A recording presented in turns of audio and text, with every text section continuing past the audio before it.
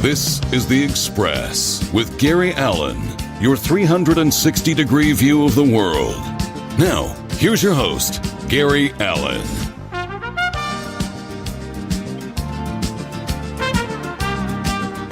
Good evening, everybody, and welcome to this edition of The Express. Gary Allen with you. Got a fantastic show for you tonight, and the gentleman's voice you just heard will be our guest in just a minute. And he's just known as The Roch. He doesn't have a last name, but everybody just calls him The Roch because he's solid as can possibly be. I hope everybody's had a great time since the last time we got together last week.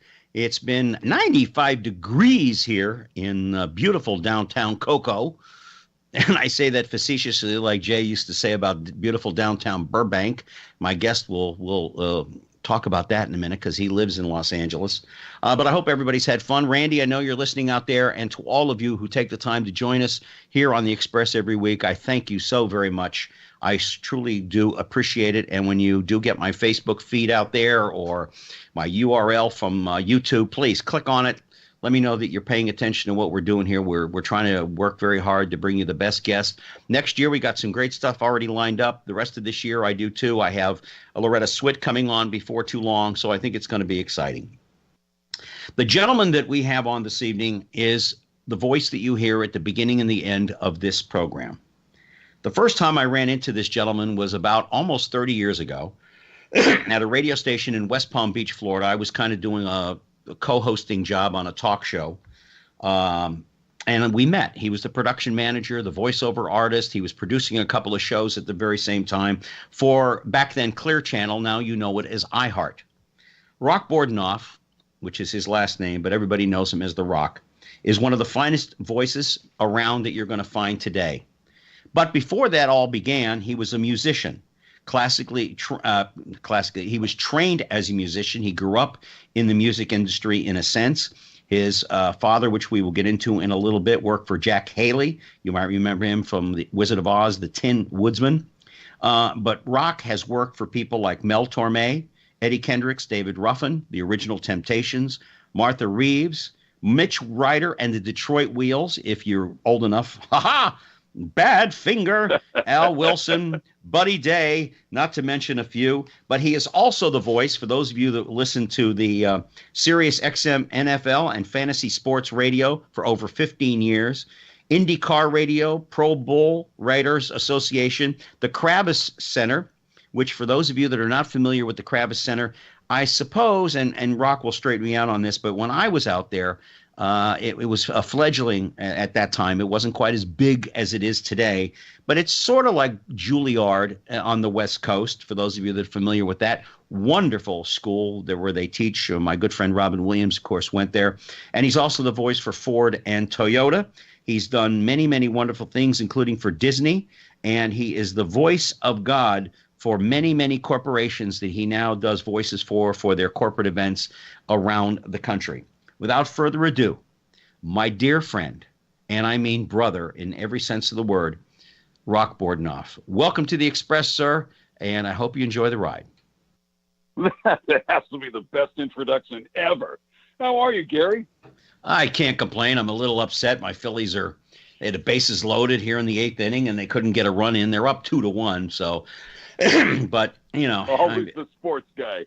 Oh, I love sports. The guy who's doing the game tonight, Boog Shambi, you might remember him from South Florida when he was down there with WQAM. I love sports. I love to watch it. I've actually tried my hand at play-by-play in baseball, and I just don't have enough of those baseball stories. Boog grew up around it in a sense. I didn't. I grew up around the NFL more than I did anything else. So I'm able to do play-by-play for football, but I'm not very good at baseball. I can do basketball as well. I know a lot of inside stories there. But yeah, I love sports. It's my way of releasing, the tension and stuff. It's the same as me going to art galleries and stuff. That's what I loved about when I lived in Los Angeles, as you do now. There are so many museums out there to go to and so many wonderful things to say. But I always try to give a good introduction to my guests, in particular you, because you and I have known each other almost 30 years. I was thinking about this earlier. It's a great friendship. I mean, it was a very small cluster of radio stations there in West Palm, and I remember hitting it off with you immediately. We met and we started talking ideas, and you've got a zillion of them. And the next thing I knew, we were working together and talking about voiceovers and things and shows. I was just like, wow, this guy's amazing. Yeah, so, unfortunately, I'll never be able to translate that into anything that fits in the pocketbook. But, yeah, I've got a million ideas, that's for sure. As I said in the introduction, but something that I want to kind of go over, as I said, your mom and dad, your mom I believe your mom was a homemaker. Like a lot of women of that generation. My mother was a professional woman, but that was because that's what she wanted. But your dad worked as an accountant for Jack Haley. He was the Tin Man in The Wizard of Oz. And before we go too far with that, you and I both share something that you didn't know about me until recently. And I didn't remember if I ever knew it about you. And I think I did, but I in today's age, you hear it all the time. You and I are both adopted children. Yes, I was blown away when you told me that. The stories come out when you're talking to somebody, you happen to meet them at a rehearsal or a gig or something. You're like, yeah, I was adopted. Or, oh, me too. You're kidding me. I was really surprised when you told me that story, because it's a very cool, profound bond that we share. It's a very interesting and unique story for adopted kids. Yeah, it's and I didn't find out. I mean, I was adopted my third or fourth day of my life. And I didn't find out I was adopted till around the dinner table when I was about 9 or 10 years old, I guess. And my mother and father, my siblings were sitting there. And my mom and dad said, well, I think it's time we tell Gary. They didn't know. Well, they knew. The older ones knew. They didn't care. And then they informed me that I was adopted. Now, I didn't understand at 9 or 10 years old. That's how naive and stupid I am. I didn't know what adopted meant. And I looked at my sister Janet and I said, what does that mean? She said, well, Mom and Dad went and got you. Well, actually, Mom got you because Dad wasn't in the picture. But Mom adopted you after you were born. Your birth mother and father gave you up for adoption. Like how we got our dog. Oh, okay. So you guys picked me out of a cage, and I'm making a big deal about this. And Tubby was sitting there at the time, Uncle Tub, and he goes, "No, you dummy. You weren't in a cage. You were a little swaddling child." Anyway, so I will tell you, and of course I'm going to get into this with you now. It didn't bother me that much growing up because I had a big family around me, and even if I hadn't, still didn't bother me. And then when my mother became ill, and of course you remember that, it was about the time that I had moved back to Florida from Chicago, and where you and I met, and you remember how ill my mother was, and it was about 6-7 months before she passed away. She had always, well, years actually, she had said to me, if you ever really want to go and find out who your real mother is, because my birth father was dead. That much I did know. He was killed in the Korean War. You're welcome to do it because I have your original birth certificate. And as I told you, I'm certainly glad that you changed my name. My name at birth was Philip Pappas. And I never liked the name Phil. I was like, hey, Phil, how you doing? I think it's a cool name. It's a cool name, though. I know. It could be your pseudonym for a project. Get another project and use that name. Yeah, here's Phil Allen for you, baby. I'll tell you right now, it's coming at you. But no, and then I went to the state of Pennsylvania, and they're so conservative, I really couldn't find out any information, really. And the woman was about as helpful as a screen door in a submarine to me when the judge came down with the verdict. But, I was adopted in 1952. Chances are, probably like you, they weren't wed, or she was too young, or whatever the case may be. I just wanted to know I wasn't left at the doorstep at a fire station, which turns out to be true. And then I also wanted to find out for medical purposes if there was anything, to be surprised about. Until my sister's one friend who's a doctor said, Gary, you're 56, 57 years old. If onset of anything was coming, you would have known about it by now. He said, when you reach 50 or older than that, you're going to start getting things. But, the onset of cancer early or something, you're past that. So, But how was it for you? I mean, when did you find out? Well, you used an interesting phrase when you were saying that you discovered the news. They gave you up for adoption, and my parents used that same phrase. Yeah, your mom and dad gave you up for adoption, and it felt like it was this bad thing. It's a shameful thing. They gave me up. But in later years, I would come to just thank the Lord for them, not snuffing my existence and like putting me out there for adoption, because it was probably the coolest gift they could possibly have given me, as you well know. Yeah. And, but for me, I was adopted as an only child into the family. And, they probably told me about the same age, when I was 9 or 10, and they had a little trilogy of books called The Adopted Family.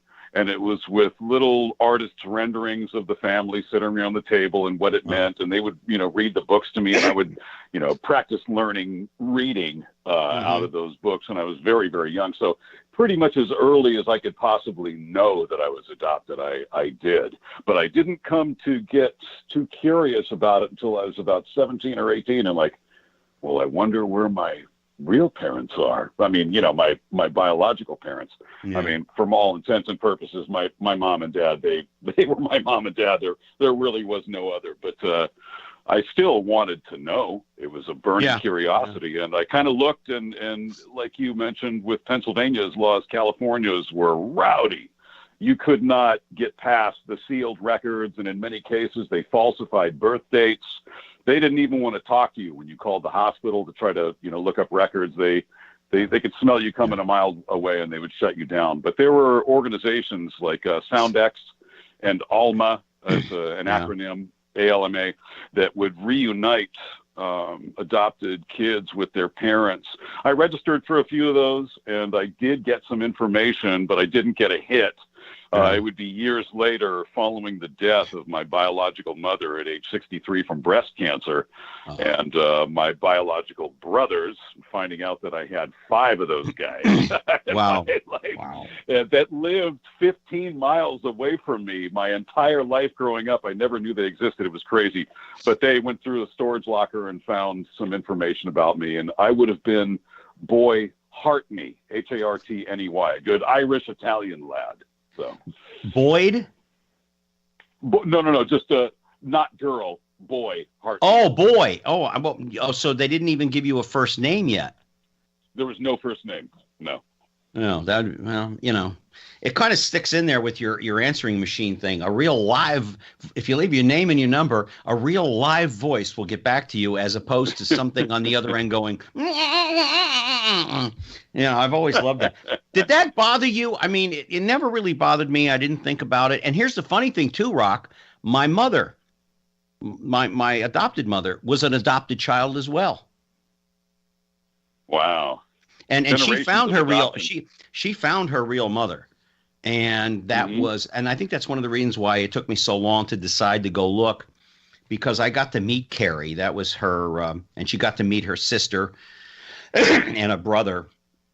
And they were, let's just say, anything less than what my father just didn't like them at all. She was just a nasty, nasty woman. And I looked at her one day and I said, aren't you happy to finally see the young lady that you gave up?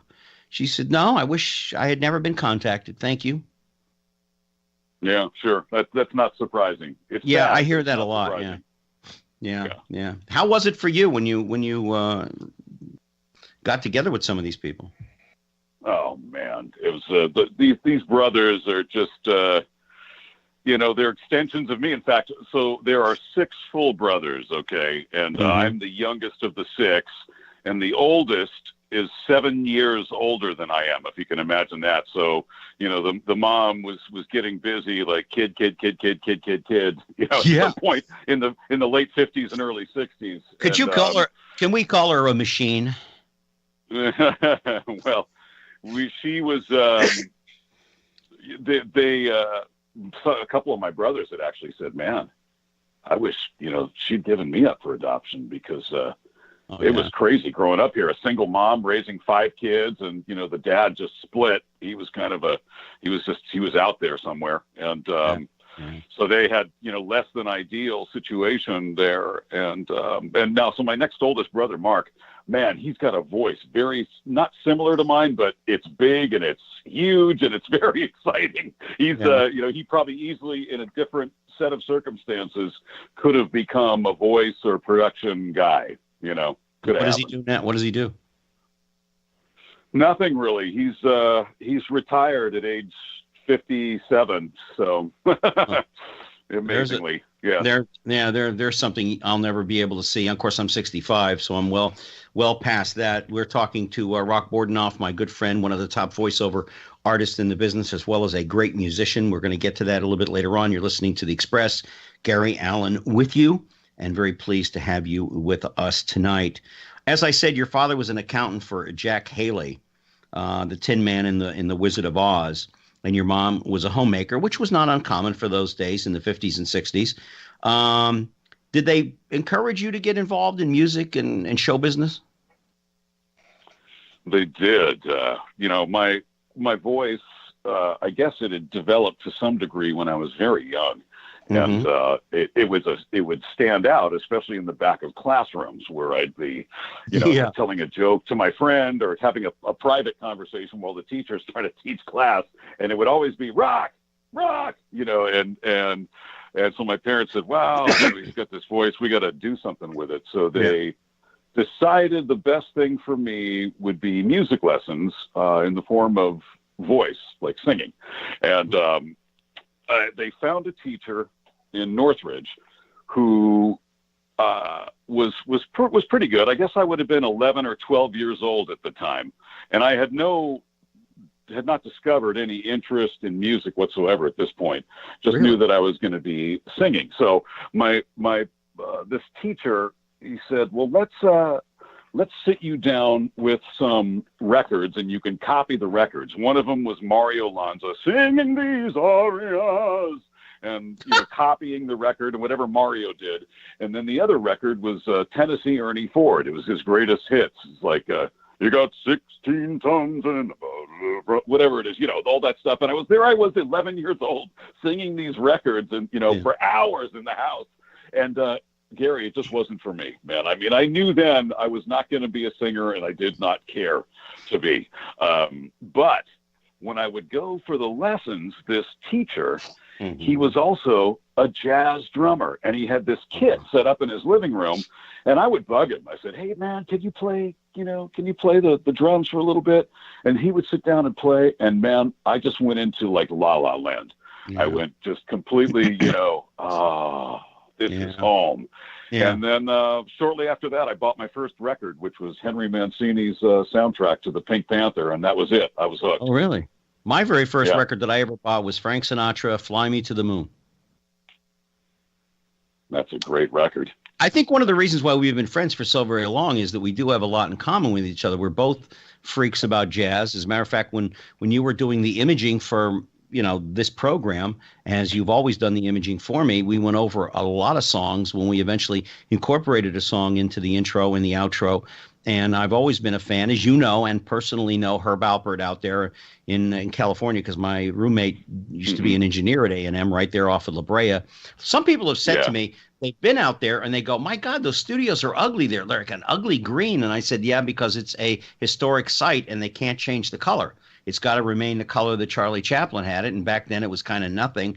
That area of La Brea really didn't have a whole lot on it, except on the other end where they dig up the dinosaurs all the time, which was a terrible part of town to ever. For people who don't know, where I lived, which was right off of La Brea and which it turned into Franklin, which was real. That was like the dregs of Hollywood. Now it's so expensive to live over there. But then you go to Pink's. Then you go down all the way down to La Brea and Wilshire, and there's where the museum is for all the dinosaurs. But, man, the smell from that place, sometimes it's oil bubbling up. It's just bubbling up, and it's all over the place. All right, you went to music school at encouraged by your mother and your father. But he also, you besides the singing lessons, you got interested in jazz, like I got interested in music. Where did the love for picking up the horn? When did you start playing the horn?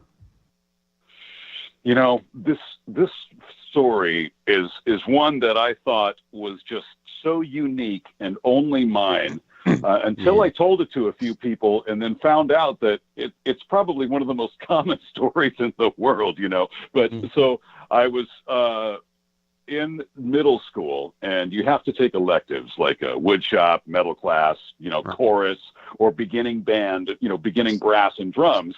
And I thought, well, brass and drums, man, that's going to be me. I'm going to be a drummer.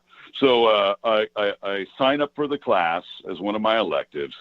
And the first day, they're getting all the guys set up with their instruments. And there are already 30 drummers, set up in the class. They've already, their moms have already come in and talked to the teacher, and my son's going to be a drummer. So you've got timpani, cymbals, triangle, tambourine, kettle drum, snare, everything. Everybody's covering every drum imaginable. And when the time time for me to select an instrument, I said, well, drums, I want to be a drummer. He said, no. You got to do something else. Those are all taken. So I said, well, I'm searching my brain for anything. And French horn. How about French horn? No, we got 3 of those guys. How about you be a trombone player? There's a trombone up on the wall there. Go ahead and grab it. So that's how I started as a trombonist. I actually tried to play trumpet once, and I couldn't get the lips and the whole thing the first time. It was terrible. I mean, it was just, and it's funny too, because I love the piano more than I do any other instrument. I just absolutely love, but I also like brass as well. How long did it take you to get proficient with the horn? I think I had some level of natural talent, but my problem was I was lazy. I mean, I really, I leaned on the talent part and I didn't put in the work part. So I kind of got along and thought I was, a hot shot kind of thing, just with my little, licks that I would play and things that I could do. But it wasn't until, I don't know, 8 years later that I would go to an actual music school and really get my butt kicked and, realize, man, I had a lot of work to do. So, but somewhere in there, I developed the proficiency to play the instrument. I can't imagine you being lazy at anything, considering, the career that you have had and how wonderful. Here's a question I've never really asked you. And of course, you're a member of a group that I always kid about, and I always put on Facebook some strange stuff. But do you sing with Dr. Wu at all, which is one of the many bands you're connected with in California? Do you sing with Dr. Wu? I don't, because the singers that we have in Dr. Wu are way, way better than I am, and I couldn't touch it. I sang with my band for a little bit. I started a group out here. It was would take classic rock and pop tunes and do them in kind of a jazz format. Everything from AC/DC to Pink Floyd to Bruno Mars, and I would sing with that band occasionally. Oh, okay. Well, yeah. I remember, you were saying about how you heard jazz and everything for the first time. And of course, I grew up around it and classical music. And somebody said to me one day, they said, gee, where does jazz come from? Where does rock and roll come from? And I looked at him and this person sitting across from me was a classical musician. And this guy professed to know a lot about music. And I said, you're kidding, right? He said, no, I was just wondering how jazz came about. I said, well, it's an American form of music, but the basis for all music comes from classical music. I mean, the basis for all of it. Did you get a good foundation in classical music when you were in music school? I did. That's kind of how they taught us. I mean, we had to, learn the scales. And then as you go on, you really start applying knowledge of harmony and how it all works and how the scales fit. And, all that stuff. And so I became pretty proficient on my instrument enough to be able to start to work and feel comfortable, and especially in a town like LA. I mean, not that other towns aren't great too, but, this was kind of a measuring stick for a long, long time, especially in the 50s and 60s and 70s, Right. Well, I mean, go ahead. I was coming in at the tail end of that. And it's interesting how people can change the course of your life. Like, you think you know what you're doing and where you're going, and then you meet somebody and it kind of just tweaks it all into a new perspective. And I've had people like that in various phases of my life. And the one back then was a buddy of mine who is just a legendary trombonist, and he's original member of the Wrecking Crew, and he's proficient trombonist and recording artist here in town. His name is Slide Hyde, and he took me under his. Go ahead. No. I just when I read the name, I was like taken aback. I didn't realize he was part of the Wrecking Crew. And for everybody out there who you don't know, Roch, you want to explain to them who the Wrecking Crew was? The Wrecking Crew was kind of centered around Plas Johnson and Hal Blaine, a couple of great musicians in town at the time in the 60s. And they were these studio musicians that had amazing ability to read music on site and nail everything. And this group of musicians ended up serving as effectively the rhythm section or the band for many, many famous groups. I mean, from Glenn Campbell, who was also a Wrecking Crew guy, to, Sonny and Cher, to the Monkees, to Herb Alpert. He used the Wrecking Crew. All these bands were basically defined by this group that nobody ever knew, that was the Wrecking Crew. Yeah. It's funny too, because I remember one of my conversations with Herb Alpert once was, and then he talks about this in a special about, he said, everybody thought that everybody in the Tijuana Brass, we were all Hispanic. He said, I'm Jewish and the rest of these guys are all Italian, So, he said they're all Italians, Now, I think there's only 2 or 3 besides Herb that are alive from the original Tijuana Brass. Along the way, which you brought up, Slide, after you got out of, because you went to Dick Grove Music School to study jazz, and you also met up with Jack Haley Jr., who was very influential to you because he introduced you to Slide. And talk about all of that and what kind of a foundation Slide was able to help you with as a mentor. Yeah, I will. Thank you for asking me that. It was actually, so my father did work for Jack, and he also did work for his son, Jack Haley Jr. You mentioned That's Entertainment. He's the guy who did that movie, and he was, I guess, married to Judy Garland for a little while. I think so, yeah. Anyhow, his nephew was a gentleman named Barry Bregman, and I just met Barry and Jack and all these guys by default, hanging around my dad's office when I was a kid, Yeah. So finally, here I am in my early 20s. I've been to music school, and my dad said, "Man, you should meet this guy Barry. He's really cool." And so Barry would essentially be the one who said, "You got to meet this guy. He's a really cool bone player named Slide Hyde, and he hangs out across the street from the Musicians Union on Vine." And it's a place called Stein on Vine.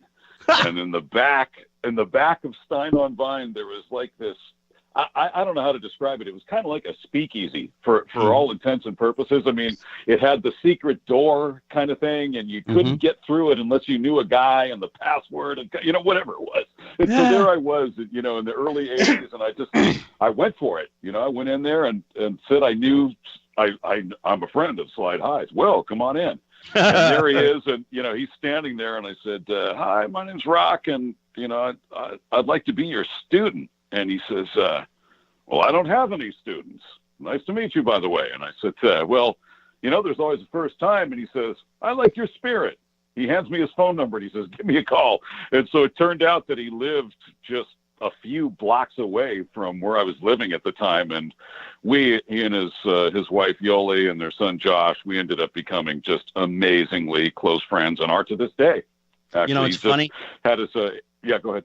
I was living out there at that time because I was doing a Hill Street Blues and St. Elsewhere and a bunch of other television shows. It's funny that we never ran into each other.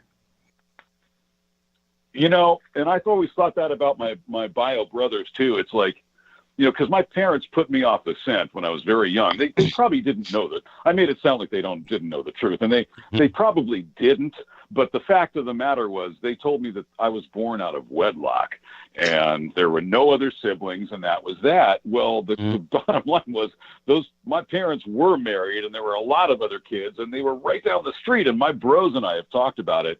And it's possible we have run into each other a number of times in a number of places. And you could be one of those guys too, in my earlier life as a musician around the same time. We could have met. We might have not even ever really met. What did Slide and that whole thing teach you as far as what's impacted your career as a bone player, because you are a terrific player. You're connected with 5 different bands. You're on the Express here with Gary Allan. My guest is Roch Bordenave, one of the top musicians and voiceover performers in this country, who does an awful lot of work for Sirius XM NFL Football, and you hear his voice at the beginning of this program and others throughout the country. What did he teach you? What was the disciplines that he gave you that allowed you to be a success as a musician? This is actually, it's a pretty funny story. I've told it to a lot of people, and they kind of look at me like sideways when I tell them. But so the first day I show up for a lesson, okay? I'm young, I'm eager.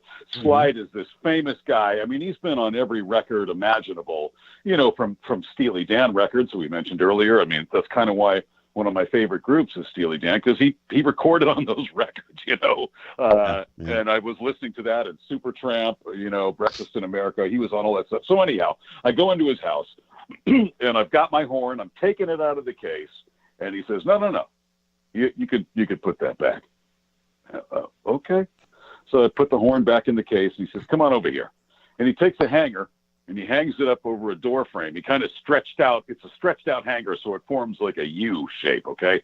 And he's got it taped to the top of the door frame, and he takes one single sheet out of the LA Times, and at the fold, he hangs it over the wire. So it's like basically in front of my face. And he says, okay, now I want you to just go ahead and blow right into the middle of that. Just, And the idea was to try to blow the newspaper and hold it out steadily in front of me. So I did it. I was terrible a couple times. And he says, okay, that's this week's lesson. So let's hang out and talk. So so I literally went home and I practiced that for a week, the blowing and the airstream and getting the airstream together, And I came back the second week. I start taking out the horn. He's like, no. Let's try this. And I show him what I've done with the single piece of paper, and he says, well, let's put a second piece of paper on there.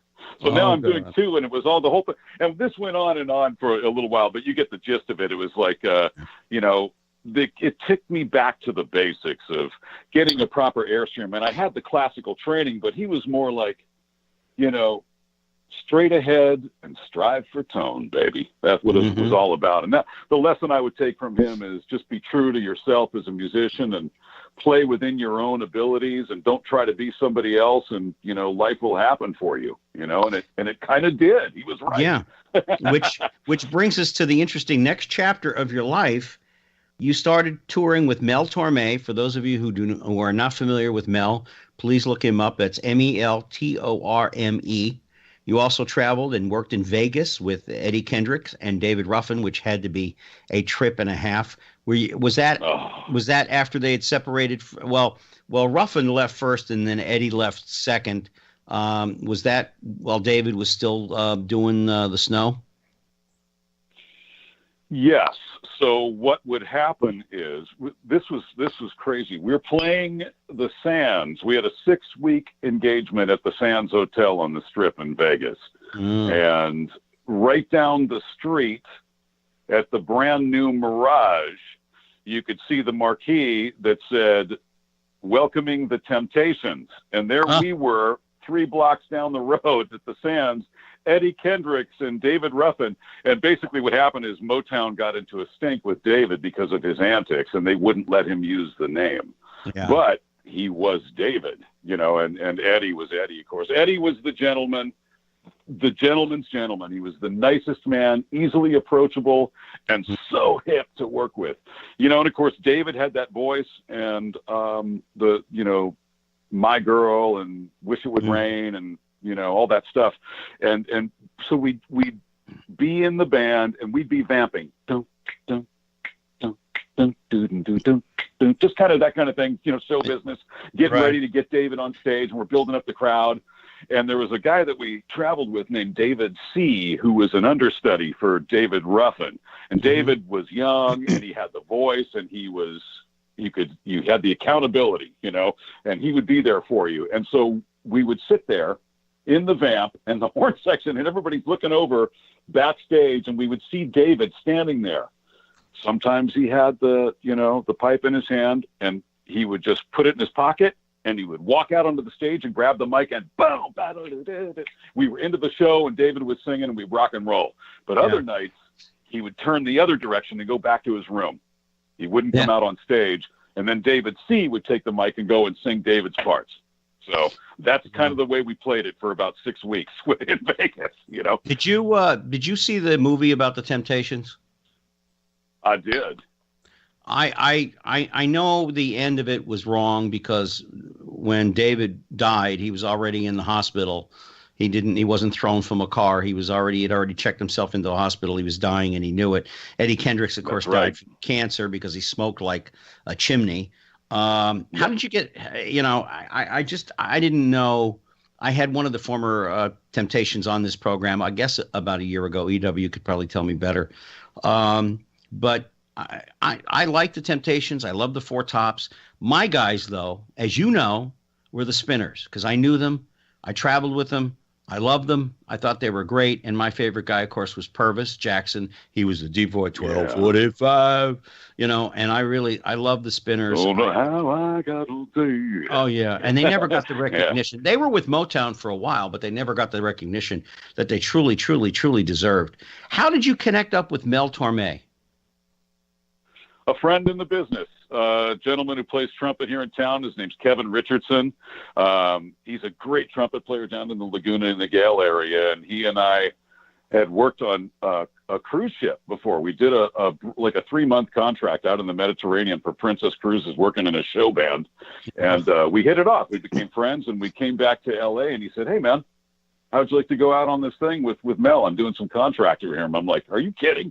And Maureen McGovern was on that tour for a little while. People don't know this about her, but man, she's got an amazing jazz voice.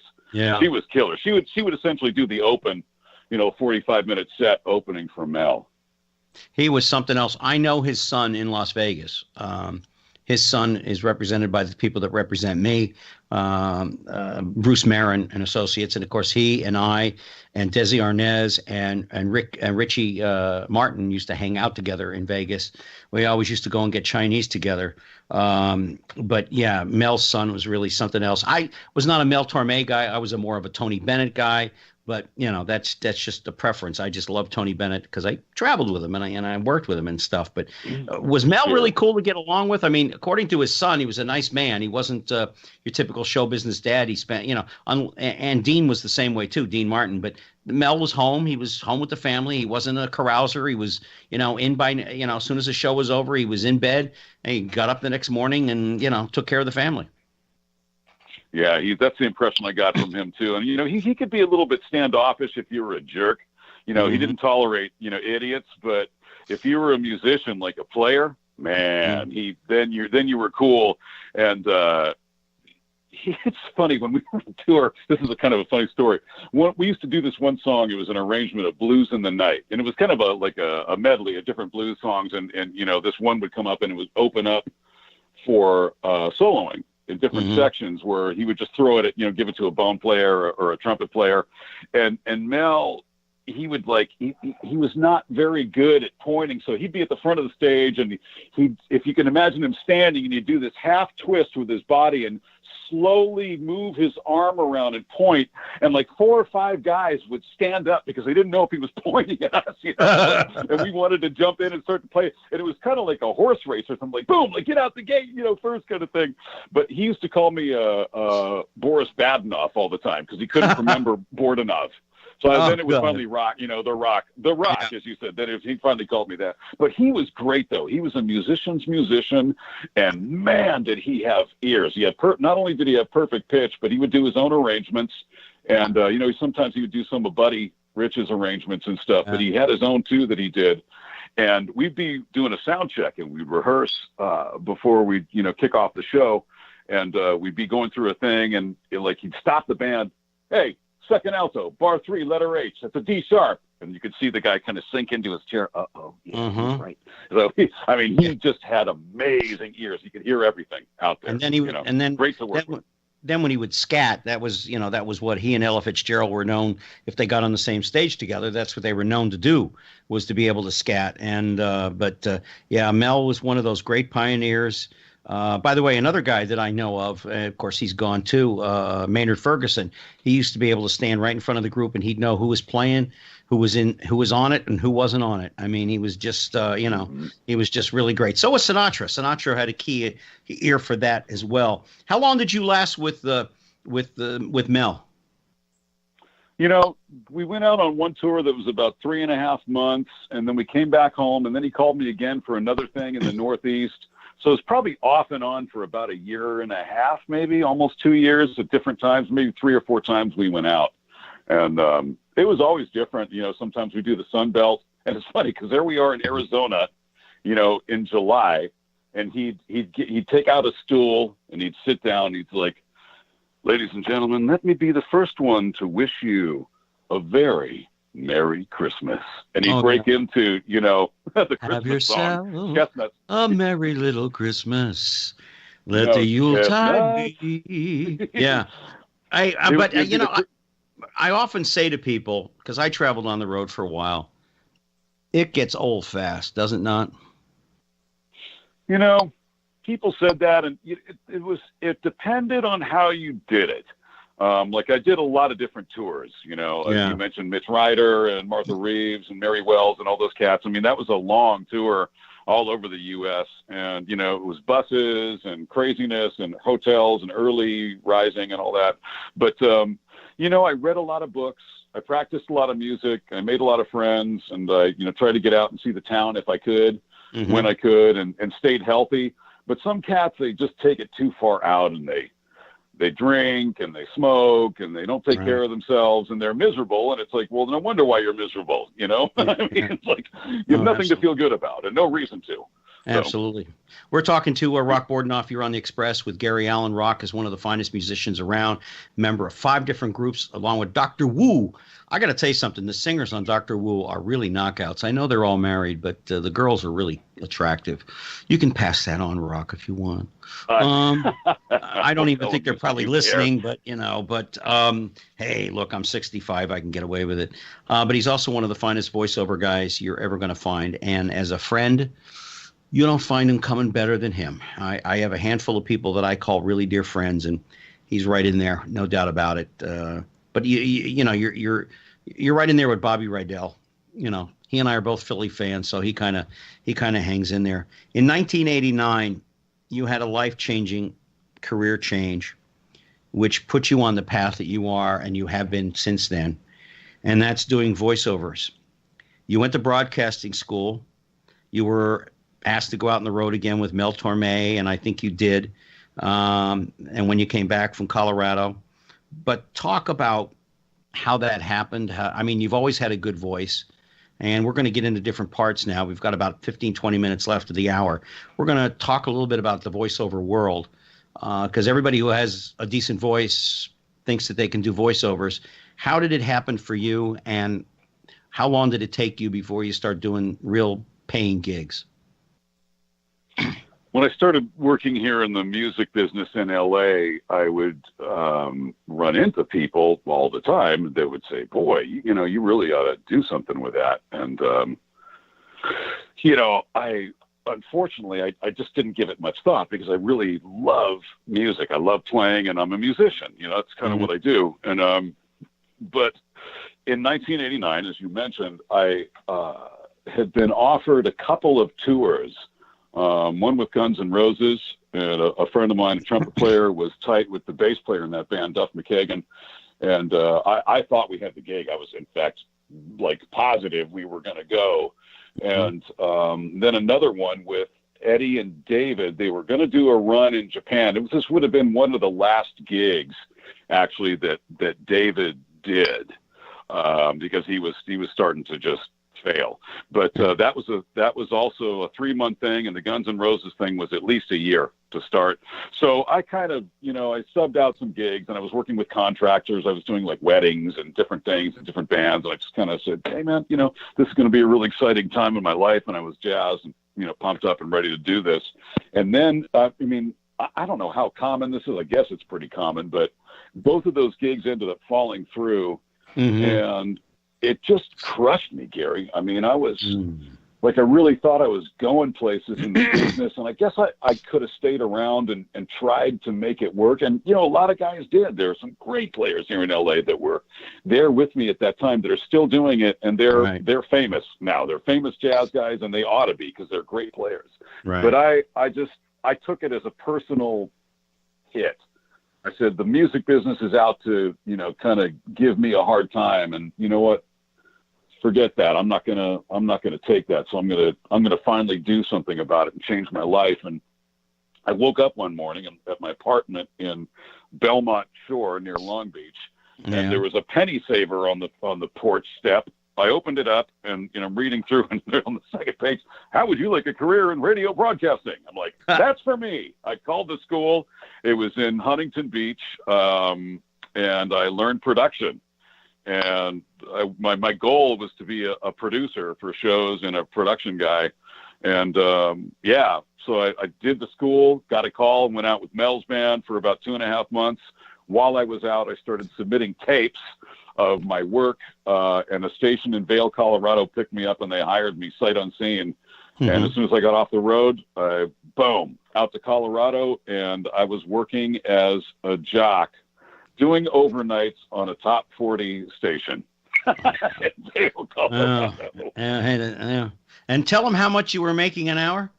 Yeah, but so check this out. My first job in radio, right? I'm there for maybe 6 months, and the program director is kind of this hothead from Chicago, and she just decided, you know, she did mornings there, and she wasn't going to do this anymore, so she ended up bailing. And the owners of the station, this little married couple, they said to me, "Hey, you're from LA. How'd you like to be the program director?" And I'm like, yeah, of course I would. So there it is. I'm 6 months into my first gig, and I'm program director at this radio station. And then a couple months later, the afternoon guy, he was a mainstay in the Vail Valley. He was out golfing one afternoon, and a storm was nearby, and he got struck by lightning on the 16th fairway, and he died immediately. Took him out. So next thing you know, I'm doing afternoon drive. I'm the program director at this radio station, and all kinds of antics just went down at this place. And, you know, I eventually got out of there and started doing some other work. I got offered a job in Florida to produce a morning radio show, and, you know, it took off from there. But that's where the production and the voiceover stuff really started to take off, and people wanted me to voice their ads, their products, and their things. And I'm like, you know what? I can make a career out of this. I really can. Your story is phenomenal, because you could talk to 100 different people who went to broadcasting school, or in my case, I went to college, and then I was with WIOD down in Miami, and my first job was for $5.35 an hour overnights at Zeta 4 when FM started to happen. But you won't find those jobs today like that. I mean, you know, you just hit it, right place, right time. I've always said you've had a star shining over you for a whole lot of years. You also did some work for J. Walter Thompson, a company that I'm familiar with, because my late wife, ex-wife, she was a creative director out of Los Angeles for J. Walter Thompson. When I met her in Los Angeles before we got married. But I want to talk a little bit about how tough the business is. You God bless you. You worked hard, right place, right time. Talk about that in the voiceover business or in acting in general. And I always talk about Los Angeles and New York. And for voiceover people, you don't need to be in LA. You don't need to be in New York. But talk about how tough it is, even today, for you who have XM Sirius satellite radio. You have Toyota, you have Ford, you have Fortune 500 companies. Talk about how difficult it is even just to get an agent to talk to you, and how impossible it is. And everybody and their mother who has a decent voice has a home studio, which isn't exactly how it used to work. If you ever knew of Don LaFontaine, he used to ride around in a limo for his $1 million that he'd make every so many months. But talk about the business, how it's changed, and what you would do to change it. Well, back when you and I knew each other all those years ago, I was some very low budget version of Don LaFontaine, because I was, living and working in Jupiter, West Palm area, but a lot of the session work was happening in Miami and Fort Lauderdale. So I was driving to sessions. I didn't have a limo driver taking me there, but I was driving myself to these sessions, and I was literally doing two careers, driving to sessions in the morning and at night, and then doing my day job producing and imaging during the day. And it finally got to be where the technology caught up, and we were doing things like ISDN, and I could sit in a room in West Palm and send my voice to that same studio in Miami, and no longer would I have to drive. Right. And, back then, an ISDN box cost about $6,000 actually. And I remember when I bought my first one, I said, that's it. I'm going to take over the world because I'm going to work from my living room now, Yeah. So that was a big, big way the business changed as technology just started to explode around the early mid-90s. And suddenly everybody could have a studio and they could record remote. I mean, I was doing sessions in Denmark for a top 40 station out there with live sessions. And, the business was just hopping. But back in the day at that time, there were some upstart companies, like a company called Voice 123, for example, that you could pay a premium subscription, give them $250, and then they would put your ad out there, and you would have, this exposure that way, and people would find you.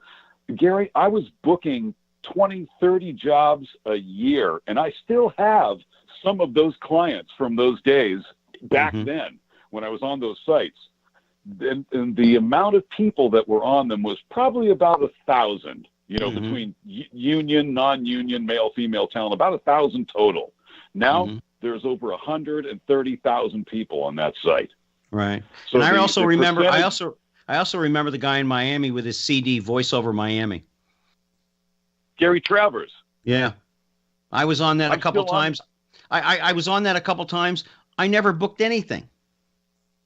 It's hard. Yeah. Yeah, it's hard. On there. Yeah. Really? Yeah. I'm still on that disc. Yeah, I don't know if Billy Ocean's still on there, but I'm on that disc. And Gina Martell, she was on there for a long time. But yeah, I do that. I've just booked a Celebrity Cruises gig. They did a premiere at a film festival. They were doing unveiling a new ship, and I got to read that script for them. So. Yeah, occasionally it is tough. I used to set when I lived in LA, and I would do a lot of stuff. I would get some gigs on my own, some voiceover gigs, and I never really got an agent for voiceover, but you see it all the time. People doing animation voices and doing this and doing that. Talk to people about just how difficult it is in LA. Again, you don't have to live in LA, but how difficult is it to even get an agent to talk to you? And even if you got an agent, like in your case, you became ill for a while with some sinus problems, they dropped you like a hot potato. They did. Yeah, I was the unfortunate victim of what the doctors described as MRSA in my sinuses that happened as a result of a scuba diving accident in Mexico. And I was actually, the ironic part is I was doing a voiceover gig, actually a live voice announcing gig for a big corporate client down there. And they set my wife and I up for 9 days, and it was amazing. I did this thing, and I came home and I started getting sick. It took almost 2 years to unwind that problem. And during that time, my agent just said, "You're not producing. You're gone." And I get it. I mean, it just seems so raw and wrong, but it's the business, but it's horrifying. And if you're not producing for them, you're out. And if you don't know somebody that's going to massage you and walk you into that door, there's no way you're going to get into the talk to those guys. I got in back in those days to talk to them, but they would all give me the same story that you've heard a million times. Now, look, I don't particularly care for my voice. I've told you that 100 times, and you know it. I know I have an okay voice, but I'm told, Gary, you sound like about 100 different guys we got on the roster.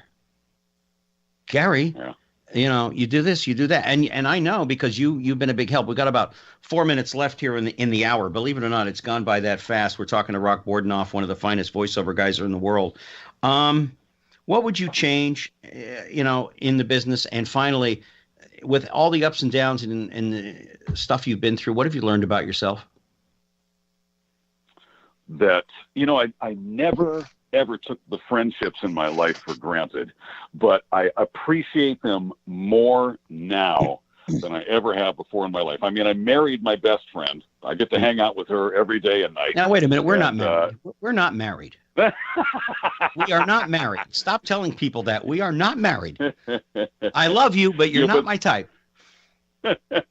But my dear friends, you know, I value them with my life. I mean, if it wasn't for those people in my world, you know, from the Slide Hides to the Chris Rathhouses to the Gary Allens to my childhood friends to, you know, my dear friends along the way. I mean, it really, that's what gives me the substance in my world. And, you know, it's like, man, you know, I love you all, you know, so yeah. That's for me what it really comes back to. There's no formula. There's no thing. It's just, I really feel lucky to be here, and I'm glad I'm not sick anymore. That was a real drag. So. No, it was tough to talk to you. It was tough as you went through this. Of course, you've been going through my ups and downs for years with me.